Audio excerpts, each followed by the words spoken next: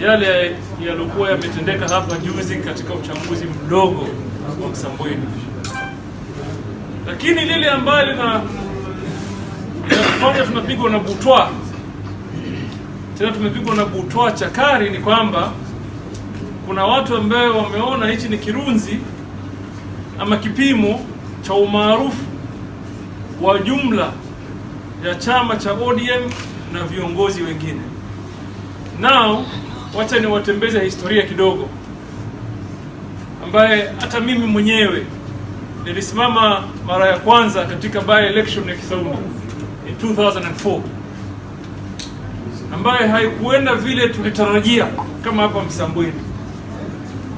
Lakini baada ya hapo tuliona tu kura ya 2007, 2013, 2017 kuendelea, na inshallah Mwenyezi Mungu atatujalia hata za usoni zitakuwa bigger and successful na zile za zamani.